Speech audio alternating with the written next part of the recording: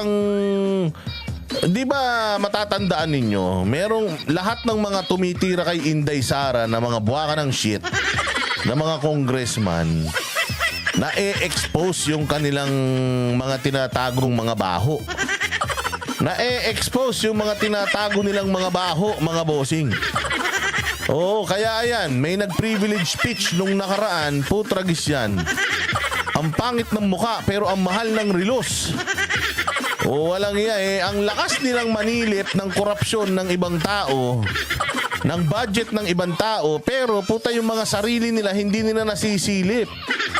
Si Inday Sara, pinaparatangan nila na nagnakaw ng pera ng gobyerno, pero ang damit, simple lang, naka-polo shirt, naka-jacket, ang sapatos, Skechers, meron siyang Louis Vuitton, pero basahan. Pero itong mga puki ng inang mga hayop na mga na mga nag-aakusa sa kanya, tang ina ang yayaman. O eto, isang natin, ito isang halimbawa natin mga bossing. Ito, tingnan ninyo. O nakikita ba ninyo yan? Putragis yan. Ayan O eto. Oo, si Benny Mirando Abante, galing mismo sa kanyang page. At putya yan, nung kumalat yung mga picture niya, nasandamukal mga bossing ang kanyang mga kung ano-anong ifinoflaunt na yaman. Ayan, meron pa siyang kotse na Mercedes-Benz. Well, pastor ito. O, sasabihin niyo, bakit si Pastor Kibuloy?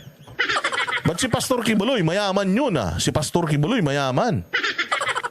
O, bakit yun? Hindi nyo Bakit yun? Hindi nyo nasisilip? Puta, si Pastor Kibuloy, hindi naman siya taga-gobyerno, hindi naman siya congressman.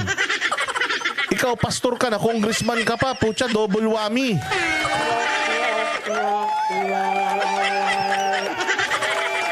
Mantakin mo, Pastor Abante, wala ka ng buwis na binabayaran sa simbahan, putya yan, ang mamahal pa ng mga kagamit-gamitan mo.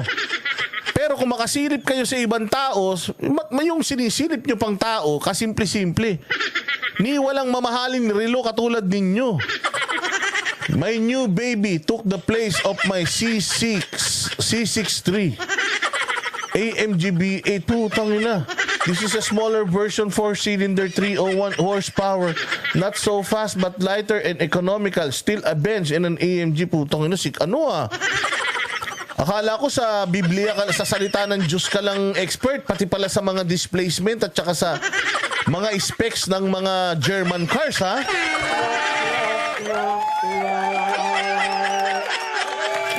Mayaman. Pucha, yan Mercedes-Benz.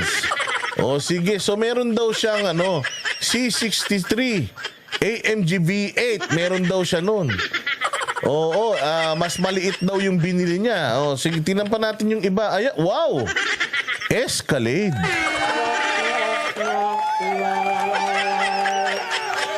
Yaman. Nice to be casual once in a while. Humanly depending on my bullet. Wow! Bulletproof Escalade, but totally dependent on my Lord. Uy, ginamit mo pa si Lord, ha? Bulletproof Escalade, mga bossing. Alam nyo ba kung magkano ang magpa-bulletproof ng isang SUV? Napakalaki nitong Escalade na to. Mas malaki to kaysa sa Land Cruiser. Kapag nagpa-bulletproof ka ng Land Cruiser, mga bossing, 10 milyong piso. Ha? 10 milyon po yun. Yung C63 AMG, 7 million daw yun. So, etong Escalade niya, putang ina niyan, yung Escalade alone, ang mahal-mahal na niyan. Baka yung Escalade, siguro magkano Escalade?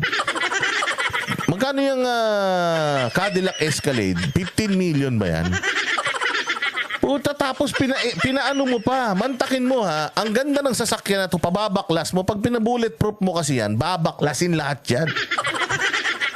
Babaklasin lahat yan, papalitan ng yan, pakakapalin yung mga 18 million ng hayop na sasakyan na yan. 18 million ng sasakyan ng isang congressman, tapos pinabulletproof pa. 10 milyon ang bulletproof. Putang ina niyan, 28 million. Ano yun? Nasa Land Cruiser yun. Mas malaki to, ha?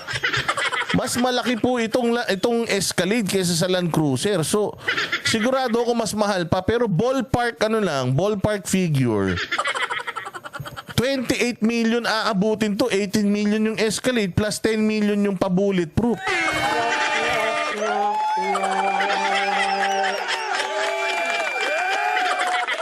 Ang tanong, bakit kailangan naka-bulletproof ang sasakyan mo? May kahayupan ka bang ginagawa? Kasi matatakot ka lang na may papatay sa'yo kapag may kademonyo hanggang ginagawa eh. Kapag marami kang kaaway, may pastor ba na maraming kaaway? Kay Pastor Kibuloy, maraming kaaway si pastor ng mga NPA kasi gumastos siya ng bilyon. Matindi ha. Si pastor gumagastos siya ng bilyon para lang maubos ang mga komunista. Etong pastor na to, putya, kasama niya pa yung mga komunista.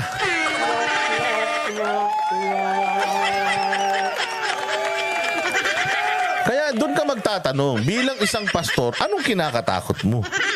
Bakit takot ka mamatay? Bakit naka-bulletproof ka? Sino bang mga inagrabyado nyo? Kasi alam ko, pagka-pastor ka, mabait ka, wala kang kaaway. Love your enemy nga yan eh. O hindi, nagtatanong lang ha.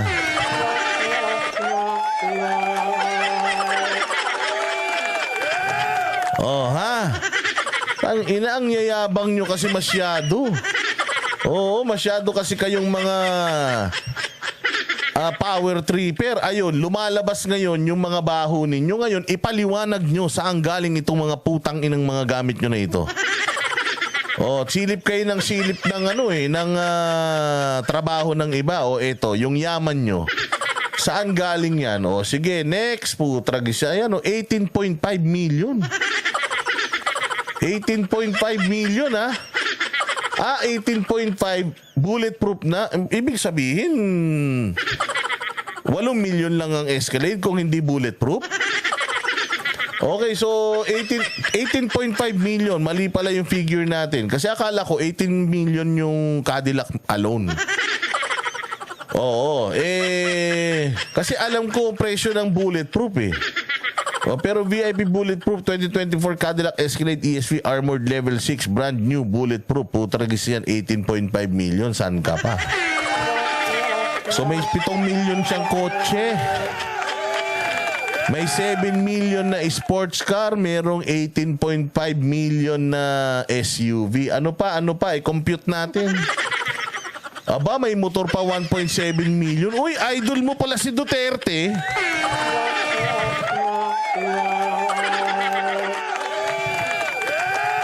Oh, ganyan din yung motor ni PRRD kaya pala banat ka ng banat kay PRD. Idol mo pala si PRRD. 1.7 million. 18.5 plus 1.7 plus 7 million. Aba, dami.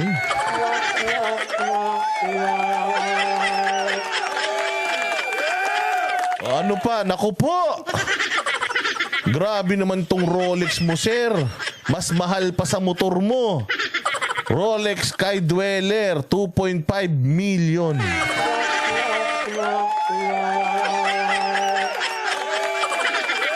Matindi ha. Oh, grabe ha. Serbisyong Abante. May ganun pa siya oh. Talagang inilabas niya pa yung kanyang charyol na naka-charyol na bracelet. Pak! Tapos, Rolex na Sky Dweller. Pak! 2.5 million. Palakpakan.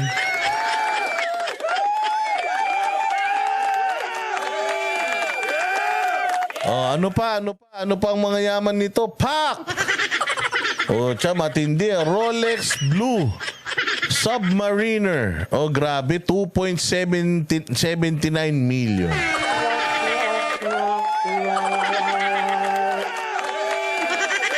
O yaman ha. Pucha, sa kagamitan pa lang. Sulit na. O, wag ka na mahiya, sir. Yung cruise na suot mo, padiamante mo na. Para talagang, pimp na pimp ang dating natin.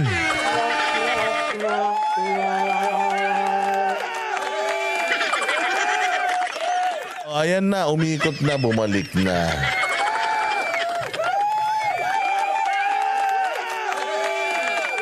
Sana mapapasana all ka na lang mga bossing, mapapasana all ka na lang. Mantakin mo, napakagaling nilang manilip.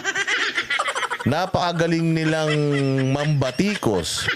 Pero ito, samang-sama ng loob nila. Nakikita nila yung mga mukha nila ngayon sa social media kasi ang totoong lifestyle check, putang ina, Facebook. Gusto mong i-lifestyle check yung mga nagmamalinis na mga politiko? Puntahan mo sa social media nila. Puta, dun mo malalaman kung gaano kagarbo buhay nila. Ang problema, putya, nag-private na si Sir ng profile. At malamang lahat ng congressman ngayon naka-private na profile nila.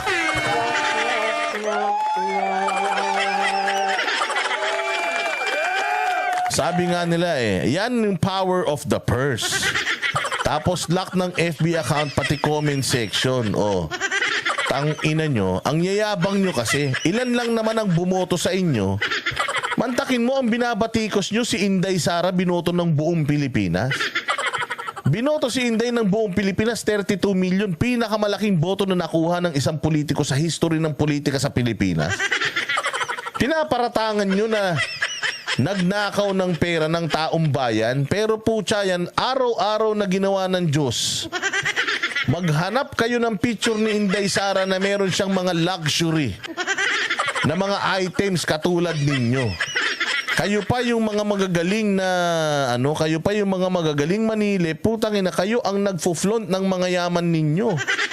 Sabi sa batas, dapat kung ikaw ay opisyal ng gobyerno, umasta ka na ayon dun sa sweldo mo. Magkano lang sweldo nyo? 300,000. Naka-Cadillac, naka-Mercedes-Benz, naka-Rolex.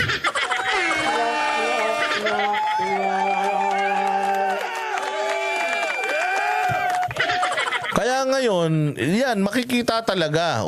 Yung isa pang maingay na congresswoman nung doon, puta, yun pa daw yung itinago yung asawang di umano ay may kasong rape.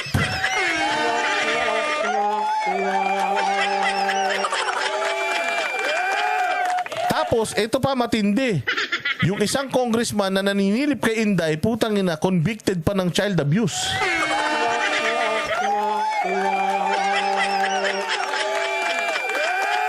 Diba? Tapos yung isa pa, ito pa yung isa, putang ina, makapal din ang mukha nito Ito yung isa, ayan, Pucha, si Suso. Nakapatik Philip, $139,000. Pucha, kulang-kulang 8 million po itong orasan na ito. That's one of many. Meron pa daw.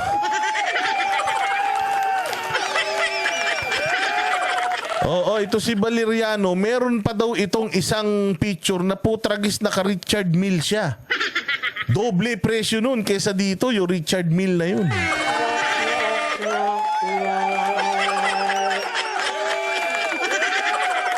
Tangina, yan ang sinasabi ko sa inyo. Minsan, yung maingay, yung nagsabi na ang baho may umutot. Yung nagsabi na ang baho may umutot, malamang siya yung umutot. Kaya kung sino yung mga nagpaparatang sa tao na magnanakaw siya, malamang sila yung magnanakaw. Alam nila kung ano style. Alam nila kung paano magnakaw, kaya alam nila kung ano ang sisilipin sa isang Alam nila kung paano gawin yung chismis ng pagnanakaw kasi nga sila mga magnanakaw.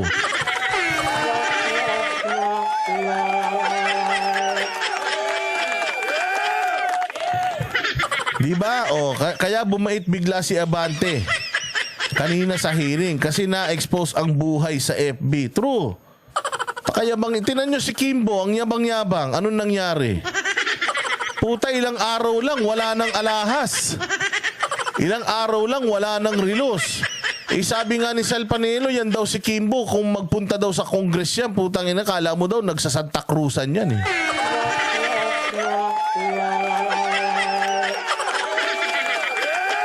Hindi ba? Grabe. Relos pa lang, putsang ina. Pang kabuhayan showcase naman, takin mo pag binigay niya yung relos na yan sa'yo, magbabago buhay mo. Ganun kayaman tong mamang to. Pagbigay niya ng relos na yan sa'yo, pagsuot mo, sa'yo na yan. Pucha, antimano. Buong pamilya mo magbabago buhay. Ganito katitindi. Orasan lang yan, ganyang kamamahal. Imaginein mo kung gaano kalalaki ang mga pera sa bangko niyan.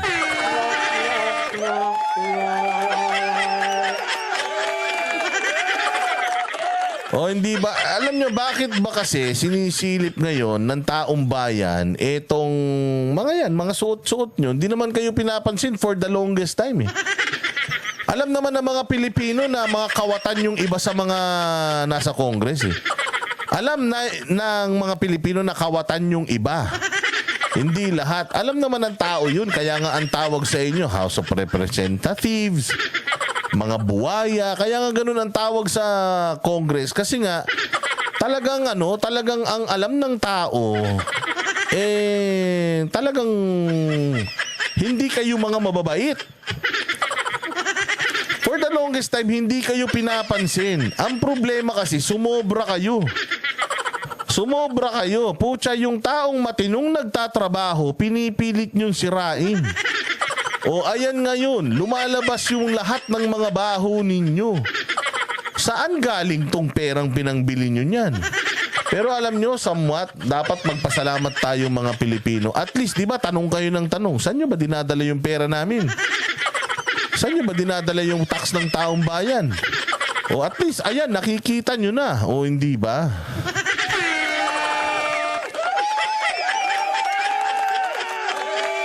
Tapos magagalit na naman kayo.